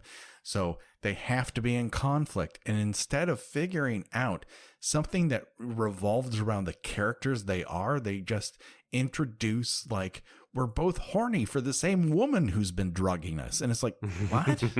What are we talking about here? Why would Batman turn off his sidekick's motorcycle right before he's supposed to jump? It's literally more dangerous than letting the motherfucker jump. Yeah. Mm-hmm. And then we also get Bruce going, here's where everything goes north. Boo! Oy boy. Yeah, so most of the plot of this movie, as it were, is Mr. Freeze trying to collect various diamonds because his suit is not only powered by them, but also he wants to freeze the world, or at least hold it hostage under the threat of being frozen so that they will pay for his continued research to basically save his wife. So we've got no less than, I think, 3 different charity auction events / grand openings in this movie. It's a busy social calendar in Gotham City. Yeah, that's all that ever happens in Gotham City is like just things opening. but like, what is the timeline of this movie? Like, are these back-to-back days? Okay, but are weeks passing? The thing with Freeze, and I don't know much about his comic history and like how they sort kind of adapt and like what makes him evil, blah blah blah. But like, okay, this movie, yeah, he's trying to steal diamonds initially to fuel his thing to do this research. And he's going to hold the city hostage, you know, like just like Joe said. But at the end of the movie, you know, when he gets arrested and put in Arkham, Bruce literally goes, "You have all the resources you need, all the money you need. Here you go." Did Freeze try applying for grants before he turned to a life of crime? It's like, well, you know what? I tried once and I was denied for a shirk, and I just said, well, fuck it. It's a life of crime for me. Listen, I need diamonds for my giant suit. Here we go. Like, it's kind of funny, though, because that's kind of what the Riddler does in the first one, right? He wants Wayne to go over whatever mind control thing he has, and Wayne says no. Same thing happens to Poison Ivy in this movie. She's like, oh, yeah, let's stop using all fossil fuels and kill half the planet. He says no. It's really funny. Sane people won't say yes to your villainous plan when you say, I actively want to kill people. Like, that's not the way to sell your grand design. So one of these events is the opening of Gotham's observatory, where Bruce Wayne is going to donate this giant telescope. And it's basically Chekhov's satellite network. And we've got these 2 techs who are played by Michael Paul Chan and Kimberly Scott.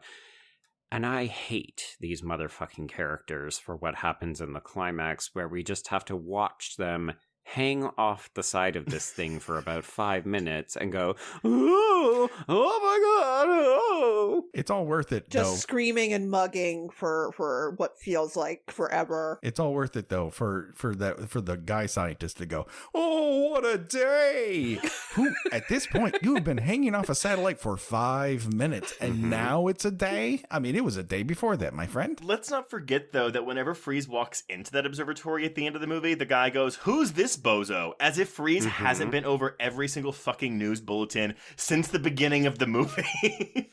Yeah, perhaps you missed the other charitable grand openings and or auction houses when he literally froze half of the guests and or crashed. Why would you have a charitable opening in Gotham? Because every time we see one, it is interrupted by the villain of the week and the 10 or so people he's currently employed to ice skate for him. And they come and steal your shit. Well, we at least that's a plot point for the next one we get when Poison Ivy takes over, because they're using it as a trap. But I gotta say, I gotta see these auditions Freeze is having for his minions, because they have to be able, as you said, ice skate. Yes. They have to ice skate, and they have to be okay with eating unfrozen, unthawed out TV dinners that are frozen to their forks. His lair is like the Happy Snow ice cream place, and it's like, wouldn't that be like the first place people would look if they wanted to go find Freeze's lair?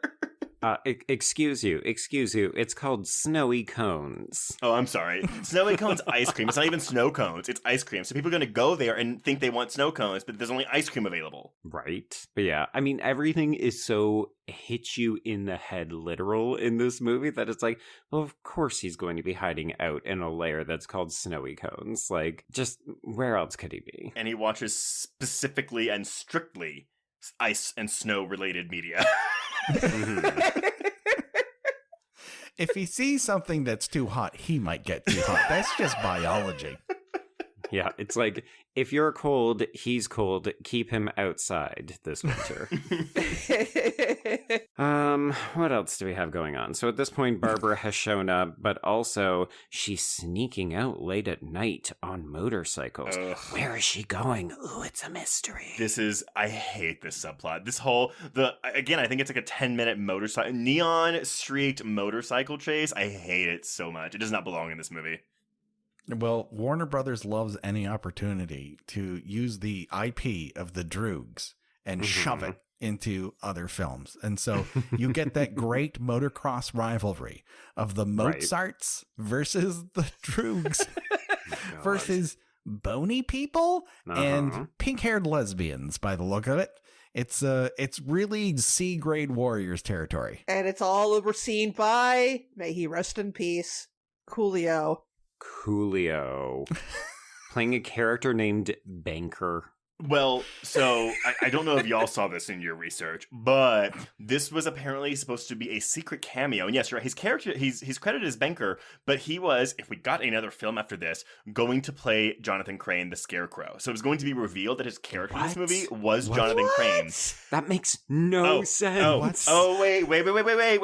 Okay. The plot for the fifth movie was going to be, it's Jonathan Crane, and Harley Quinn was going to come in, but Harley Quinn was going to be Jack Nicholson, the Joker's daughter, who was getting revenge on Batman for his murder, and then, using Scarecrow's fear toxin, we were going to have cameo appearances from all the previous villains in the films.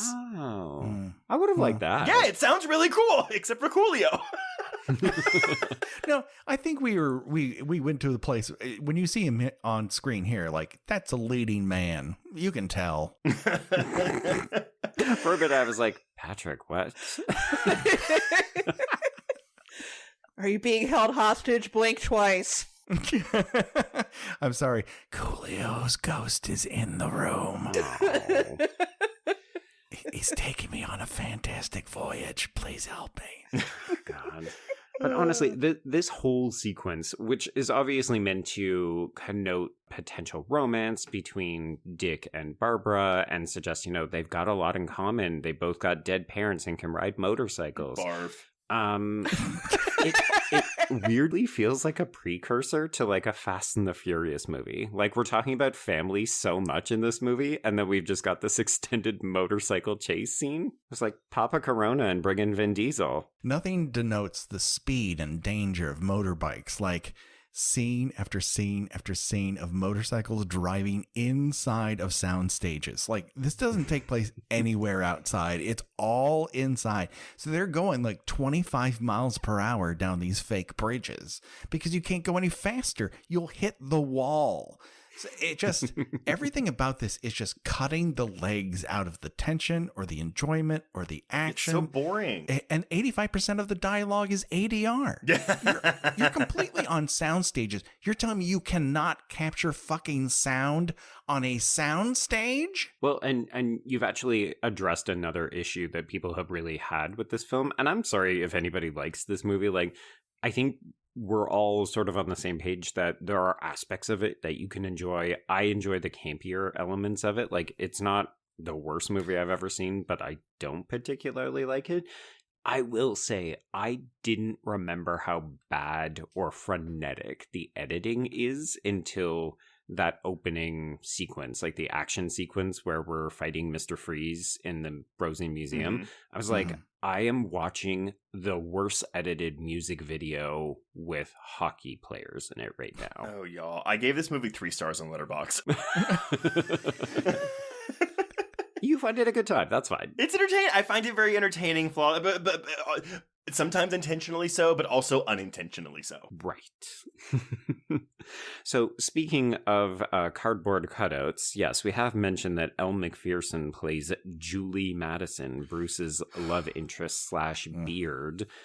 One of my favorite scenes is where, like, basically she exists solely to accompany Bruce to these various events and also to tell him, you know, Bruce, I'm not going to wait around forever. I don't want to force you to do anything, but we should get married. But also, when you kissed me, you called me another woman's name. I do like how she says, well, you know, you're a dedicated bachelor, which I feel like that was a little bit of a wink at the audience. Like, yeah, we know, Bruce. We know what you are. You know? we know that you sleep in a castle with men. Wait, what? Who said that? It's another case. I mean, look, you can cut her out of this movie. It means fucking nothing because, unfortunately, Absolutely. Bruce has the least plot in this movie. And it's just like, why are we adding this in when we already have so much other shit clogging this 2 hour and 5 minute runtime? It's ridiculous. It feels like a carryover to the story that we started in Forever, where we wanted to talk about Bruce's commitment issues and his battle to balance his personal life and his crime-fighting life, which is like an eternal Batman storyline, especially in the films. But it's like, if you go back and watch Batman Forever, Dr. Chase Meridian is an entire fucking character. She gets to do things in that movie. She's not just Bruce Wayne's girlfriend. Also, Nicole Kidman really confused my sexuality for a hot minute because of that movie. Yeah, I mean, Elle Macpherson, she just disappears after about maybe hour and 10 minutes in, never mentioned again. We don't know, what did they break up? Did you know, like when she's introduced, oh, they've been dating a while. Have they? How long have they been dating? Because I get the impression that this is only maybe like a year or two after the events of Batman Forever. So it's like, okay, you know, how long have they been dating? I think they say like 3 years. Yeah, she's never put in any danger. And again, you know, like with pretty much, you know, all of the supporting characters, they don't know what to do with this character. She's a beard. She is a beard. There's nothing, this movie, if anything, speaks to being gay in Hollywood in 1997. It's that you have to bring this unconvincing broad with you to your arm, on your arm for every single function you attend. And that is literally her only point. Yeah, because it's funny, right? Like, we don't see Dick at any of these charitable events, even though it's like, so Bruce, you're not bringing your charge to any of these things? Like, he's not making society debuts. You're not trying to match him up. He doesn't have a beard. It's like, oh no, I just, I leave my fuckboy at home. Yeah, I mean, when I put the movie on, I'm like, does Bruce Wayne have a girlfriend in this? I really don't remember. And then she showed like, oh, right. It's her. Okay, right. And I was like, well, surely she's going to have something to do, right? No? Well, maybe in this scene she'll have something to do. No. Nope. Well, maybe Mr. Freeze will kidnap her. No. All right. No. Poison, why doesn't Poison Ivy kidnap her?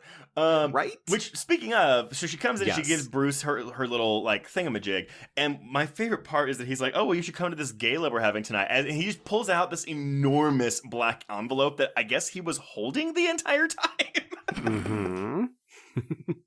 So let's talk about this gala, because we sort of introduced Poison Ivy to popular society via a gorilla costume striptease that is a homage to Marlene Dietrich's Blonde Venus, which is a choice. Well, and it's so funny because I didn't know that whenever I first saw this movie, but I had to watch Blonde Venus in college.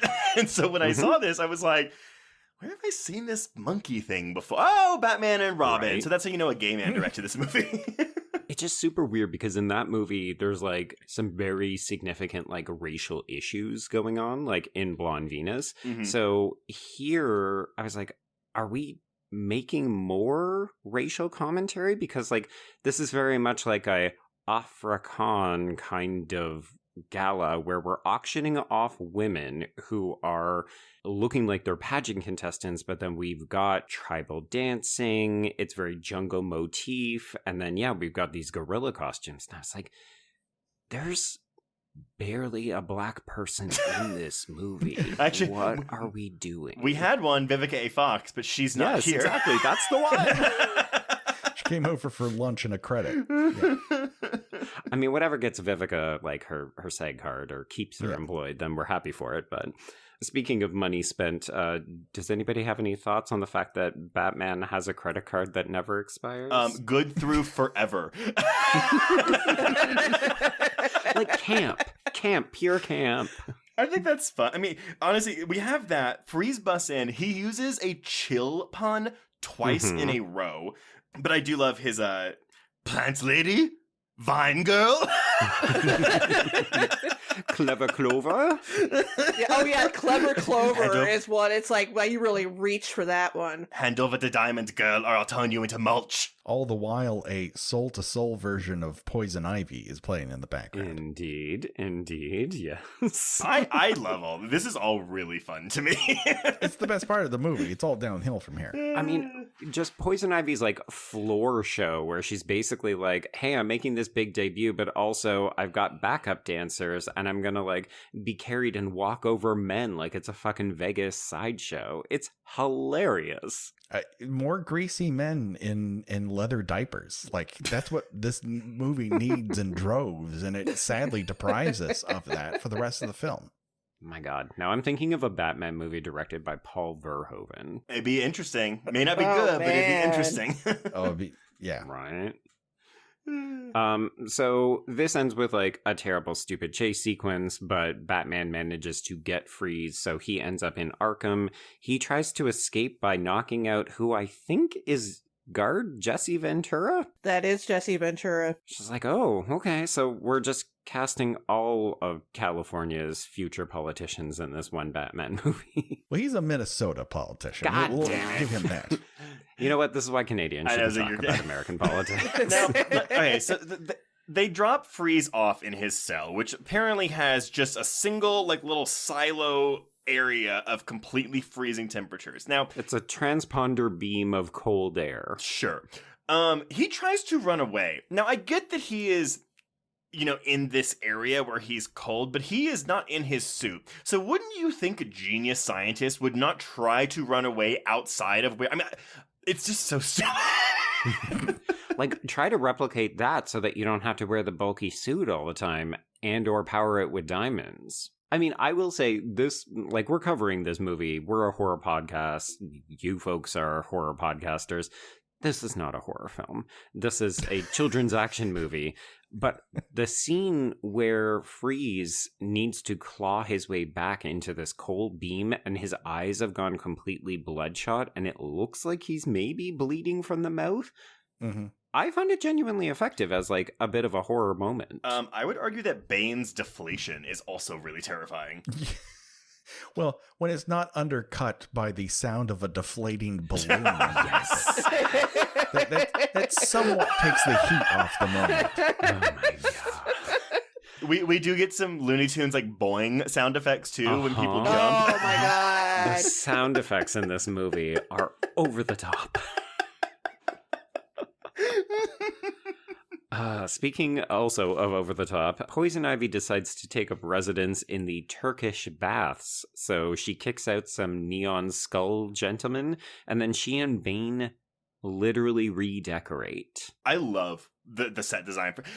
One thing I think about this movie is genuinely good is the production design, the art direction. I think all that's fantastic. I love this entire layer, and I wish we had more time in it. Hard agree. I'll also give a shout out to costume designer Jose Fernandez, because I don't like Freeze's suit, but I think all of Poison Ivy's outfits are really good.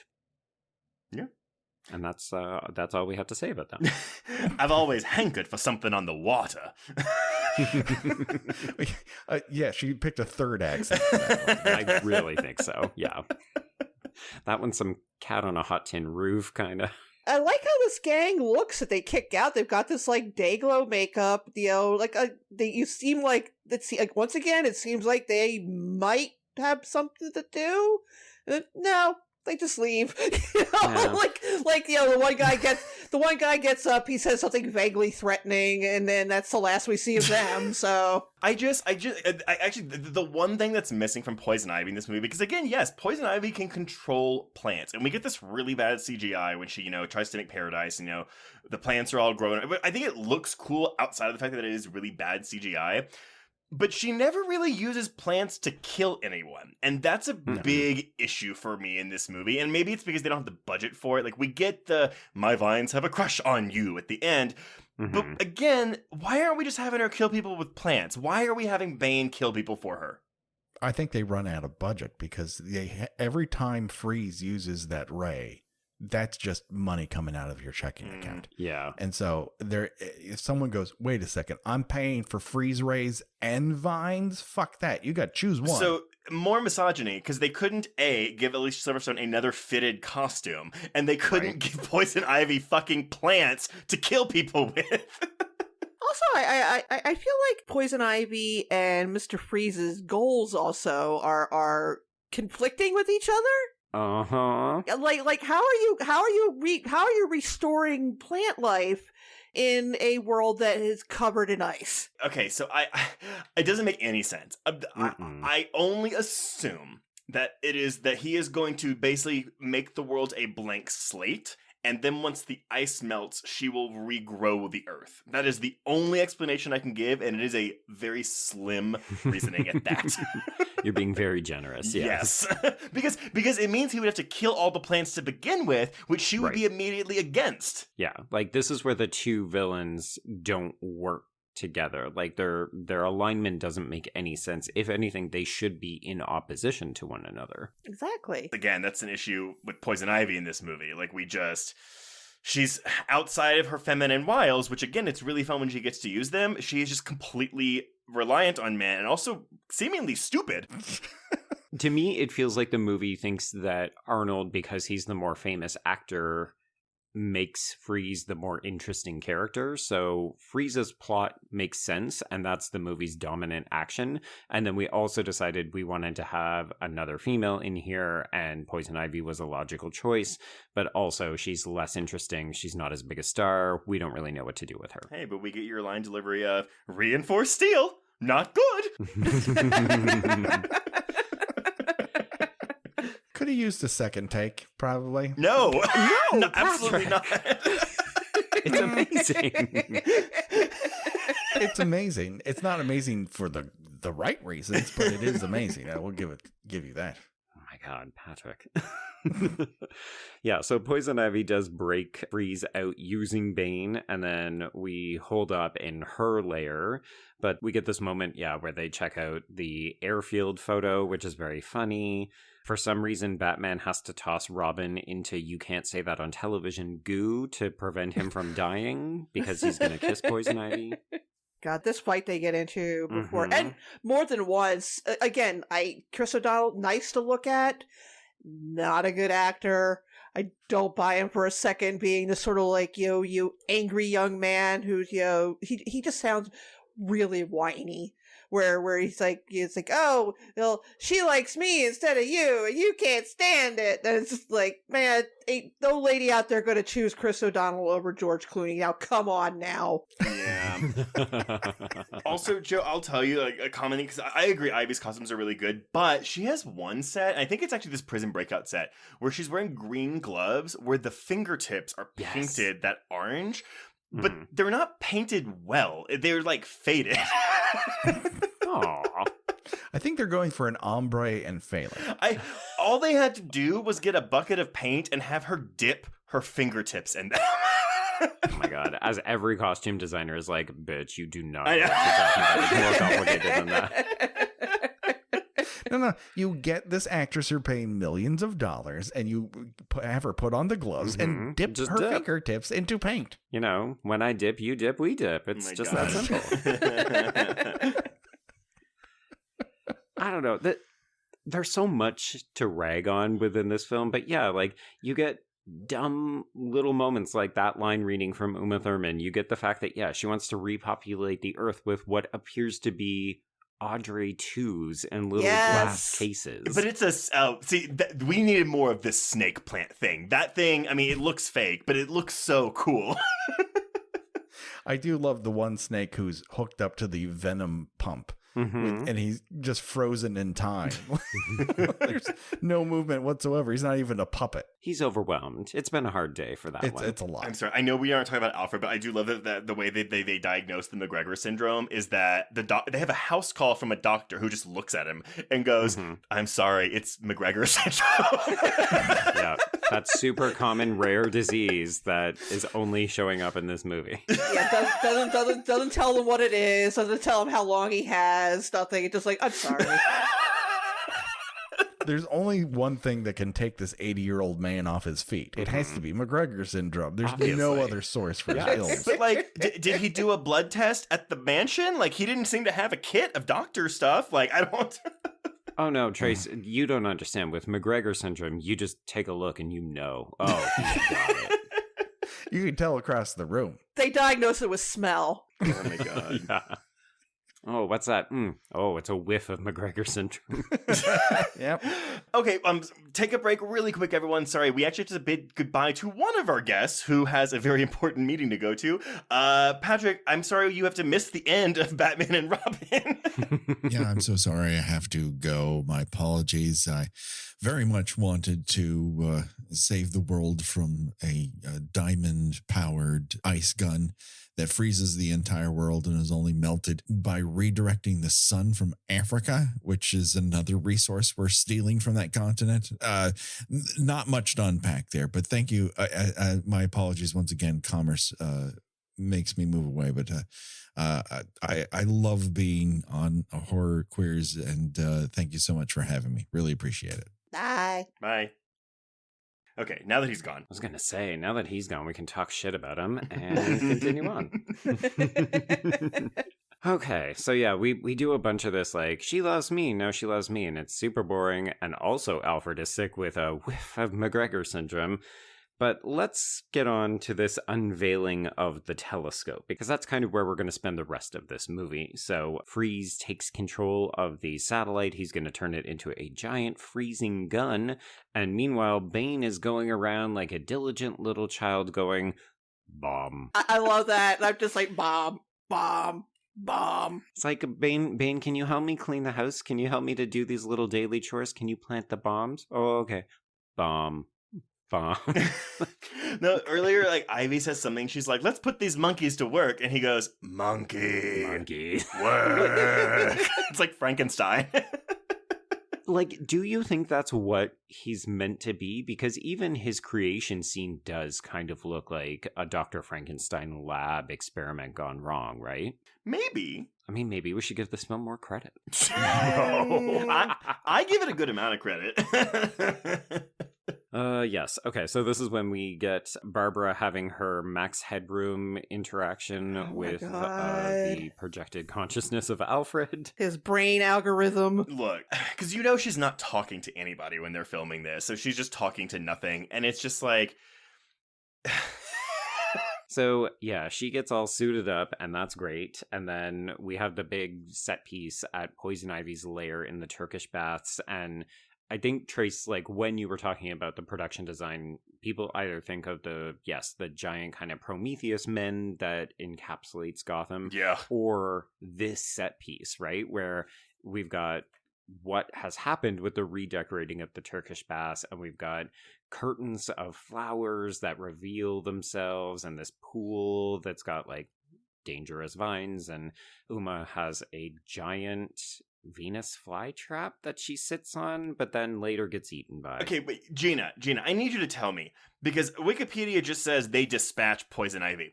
Okay, Wikipedia, well done. How is she beaten in this scene? I just assumed that she was stuck in the Venus flytrap, and then they just dragged her away. Because you're right. Then when we see her next, she looks like she's gone insane. Where she's just like her hair's all messed up. She's got these like dark circles under her eyes. She's talking to herself, but it's like okay, so. You know, and when she sees Mr. Freeze, she's like, "Oh my God, it's you!" But literally, what happens is Batgirl kicks her into this plant. It's not even a Venus flytrap. It's just like it looks like a flower that's unbudding a little bit because it seems to be her throne. Mm-hmm. And so the woman whose power is literally to control plants is eaten by the plant that she made a throne for herself on. And she just goes, curses, no. It just comes down on her like a clamshell, and I guess I guess she's just stuck there and loses her mind in the process, and then they drag her off to Arkham. Sure. But she can't control the plant and tell it to open up. Right? This is what I'm saying. It feels like they didn't know what they were doing with this character. Like, they spent all of their time and energy making Freeze's plot make sense, and then they were like, I guess Plant Lady will get dispatched via plants. No one will think twice about that, right? Well, when you said that they, that normally there was 3 years between the Batman movies, and this one there was 2, I didn't know that. Mm-hmm. That makes a lot of sense, because this definitely feels like they were kind of writing this as they went along. Like, every decision was a snap decision. Like, well, we have to add a female villain to this. Well, who should we add? Well, I don't know. Who are the female Batman villains? How about Poison Ivy? Yeah, how about Poison Ivy? All right, well, what should we do with her? And then, like, they're still actively making the movie while this happens. Like, none of this is done with any sort of thought or foresight. It really does also feel like what they did is they looked back at Batman Returns and just cherry-picked Catwoman moments and then said, this will work again for Poison Ivy. Like, her death, her transformation, and then, like, even, as you said, Gina, when we see her in Arkham, she looks disheveled, like she's gone through hell. And it just looks like what Selena Kyle looks like before she kills Max Schreck in the end of Batman Returns.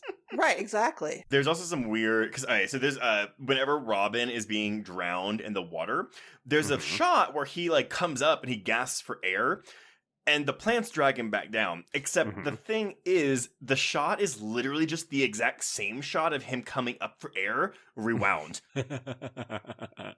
No time for coverage. Just roll it in reverse. It is, and that's you were right with what you said earlier, Joe. Right, like they spend so much time trying to like science out Freeze's plan and figure out how to combat his plan when they are never concerned about any kind of science involving Poison Ivy, and that would have made sense in this scene, right? Like, come with some bat insect pesticide or something that kills all these plants. Boom, there you go. Yeah, I mean, one of the recurring jokes that I like about these Batman movies is that they're kind of like Bond, where they just always have the right tools for whatever villain they're gonna face, and they've got all of these things to heat people and like laser things for Freeze, and then when they come to Poison Ivy's, they've got rubber fucking lips, and then Batman has a kind of retractable kind of like buzzsaw thing that he uses to get out of the vines, and it's like, that's what you came up with for a biologist villain? Okay. Why don't they use their laser lamps to start a fire? I mean, I guess they don't want to destroy the property. Really? Look, all this to say,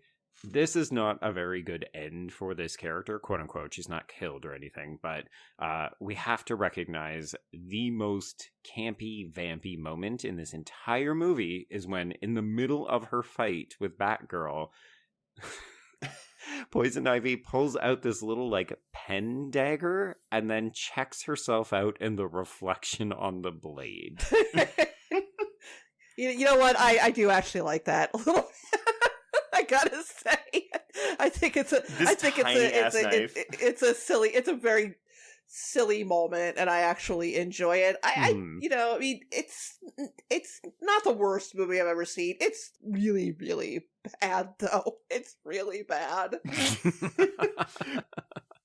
Gena's like, I will find the bright lights, but overall I am not willing to admit that this film is good. So while she's fighting Batgirl, a character who has never interacted with Mr. Freeze in this movie, she feels compelled to say, as I told Lady Freeze when I pulled her plug, this is a Wonder Woman show, which... By the way, Batman seems to film while he's being dangled by these vines and captures it at an angle exactly like how the movie we are watching captured it. Yeah, it's too funny. I was listening to an episode of the Pod Mortem recently, and they were talking about how annoying it is when you get things like flashbacks or visions from characters, and it's exactly the way that they film it in the movie. Like, I will see it the way the camera sees it in the past or future, and that's very much this, right? Like, we just took the shot, and then we just put it onto Batman's little bat phone later on. But he's also being crushed by vines at this moment. Why wouldn't it have made more sense for him?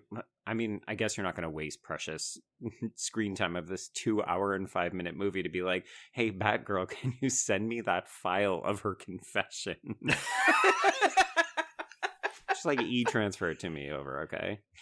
Put it in the Dropbox. Well, also, because we're led to believe this whole time that Nora Freeze has been murdered by Uma Thurman, which actually is a pretty dick move on her part. But then it's like, oh wait, she's actually alive at the end, so it's fine.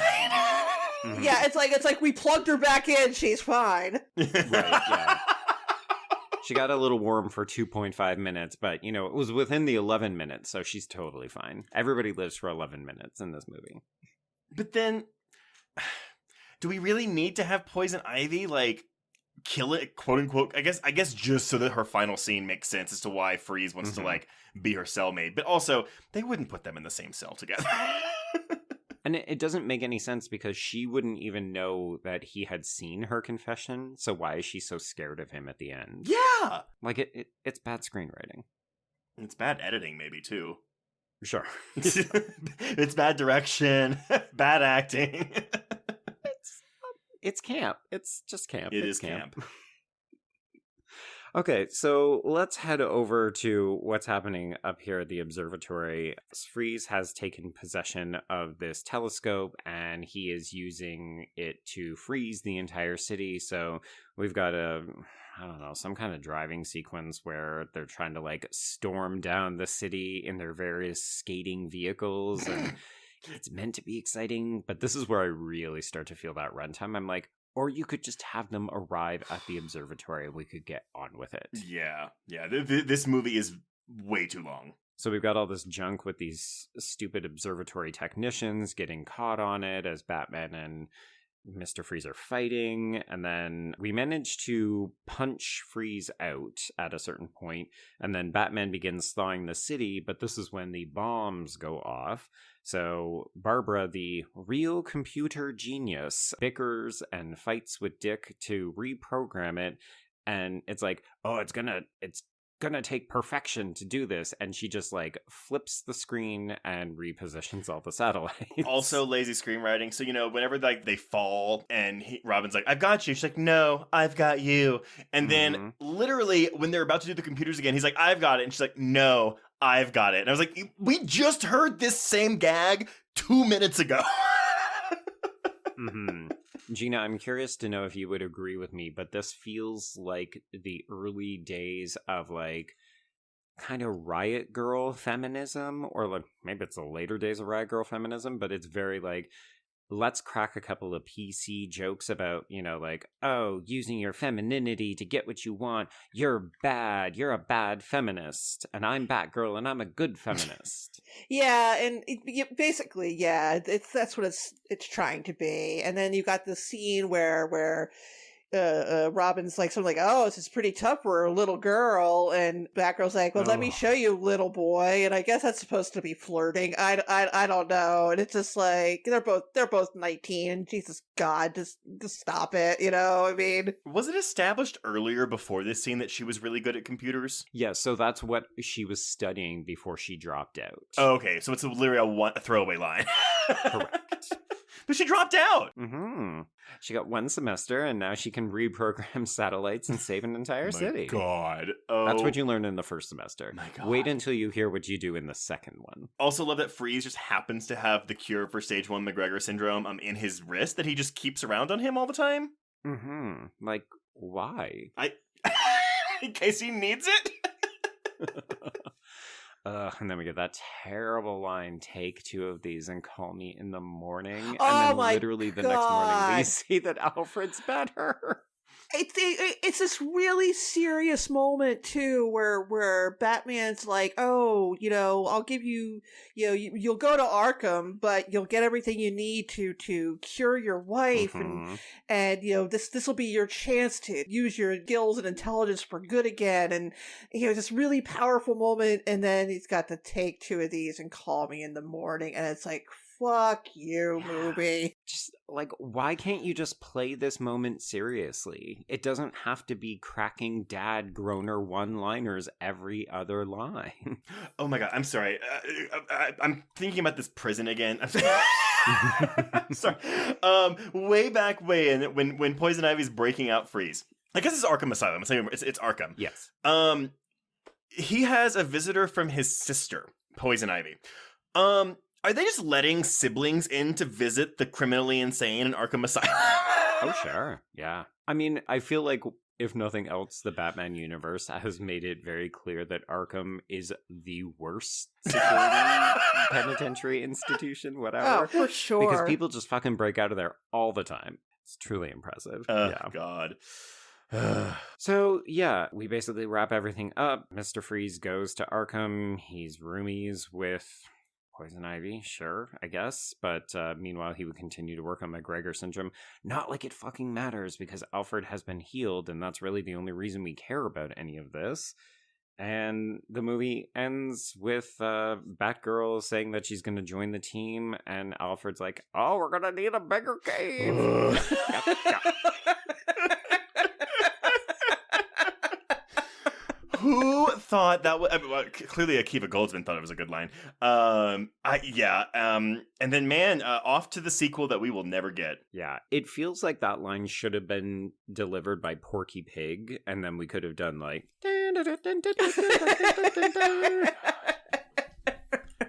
I cannot. Look, here's the thing. I like this movie in the sense that I do enjoy a lot of parts of it. And most of it is actually, it's honestly anytime the villains are on screen. Like anytime Ivy and yes, even Freeze are on screen in this movie, I am into it. I am entertained. Be it because I find it genuinely entertaining or because I find it laughably bad. So therefore it's entertaining. But it is just everything with Batman, Robin, Batgirl, Alfred just drags this movie, and Elle McPherson drags this movie down.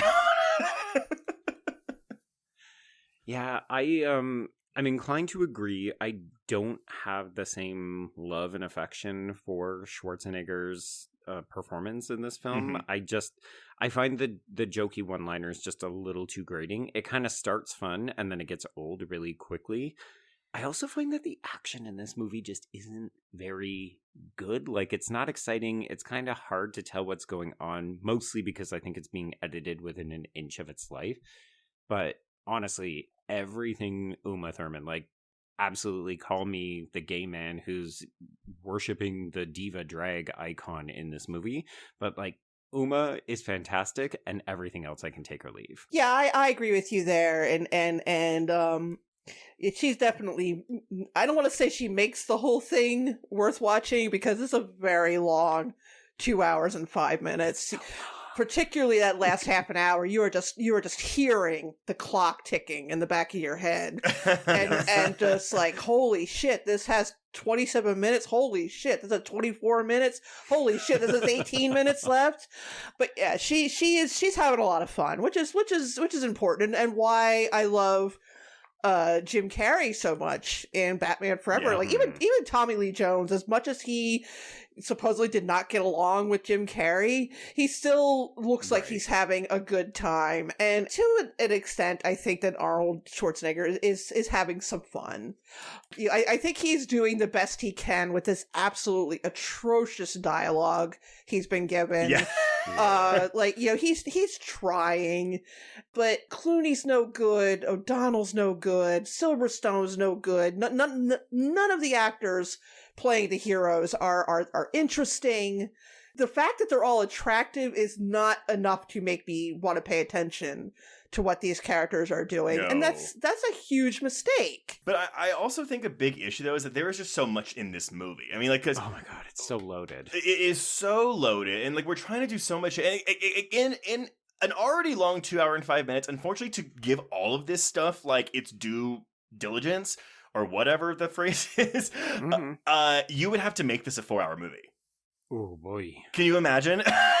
Oh yeah, there's definitely a lot of stuff, a lot of things introduced, and then nothing is done with any of it. And to be clear, like, all Batman movies are long. Like, they're almost always 2 hours and change. So it's not like this is a new development. It just feels like we've taken a more is more approach here. Whereas other movies at least thought through what is the arc for these characters. They tried to do something interesting with Bruce Wayne, not just have Batman fight these more compelling villains. Because that's the other thing, right? Like, Batman is always the least interesting character, or he tends to be. He shouldn't be. He should be really complex and fascinating, and I do think that's where Nolan gets it better. Yeah. But typically, and especially with these first 4 films that we're talking about, the villains are always way more interesting, right? As they should be. They're so big and full of life, and I just feel like it's really disappointing that this movie...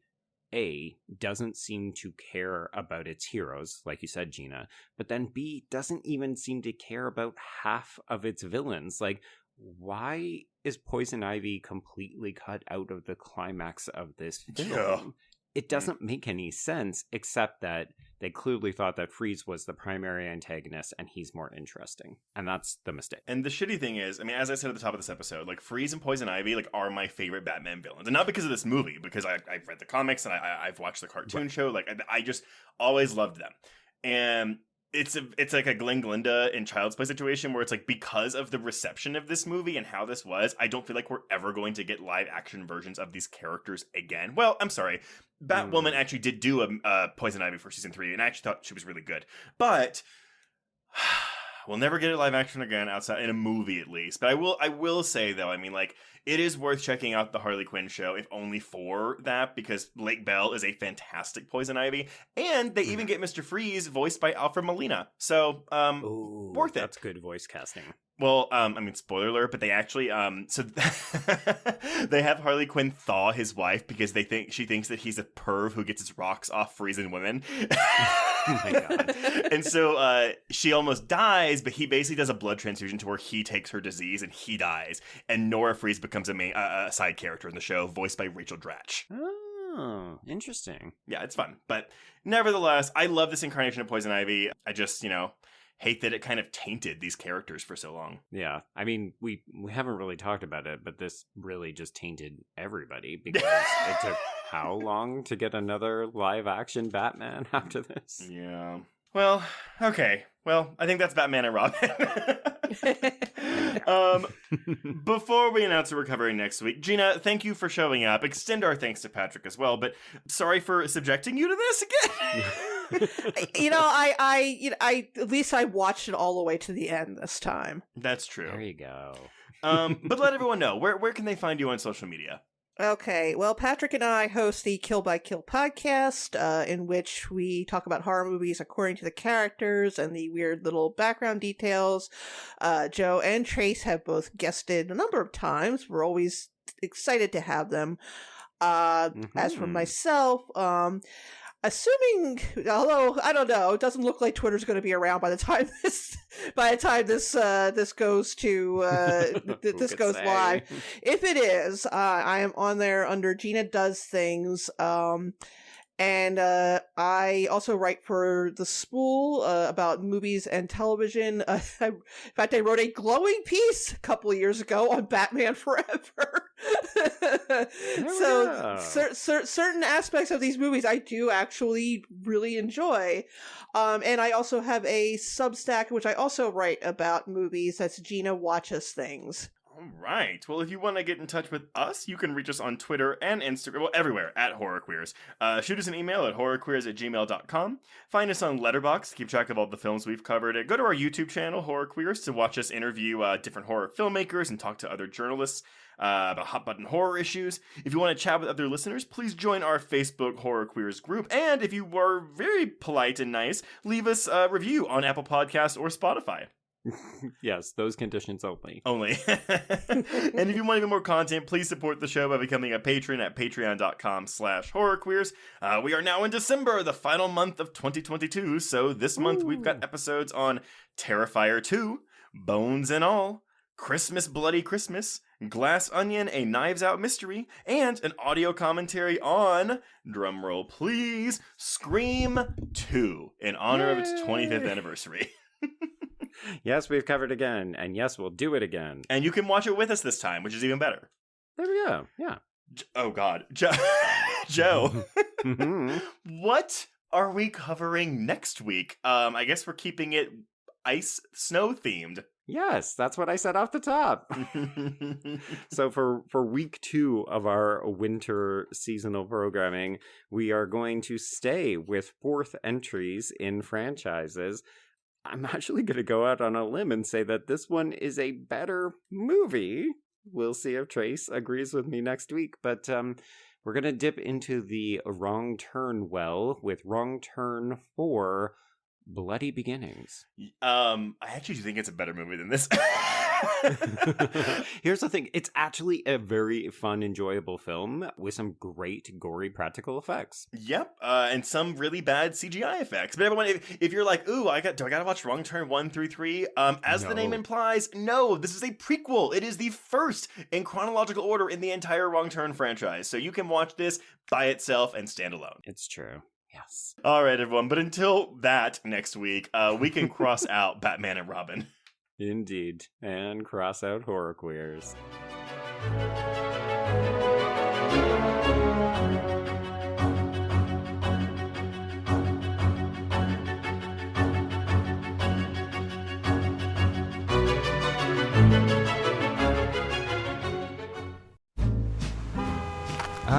Atlas Avenue, a long stretch of road that encompasses everything the city of Kennett Heights has to offer.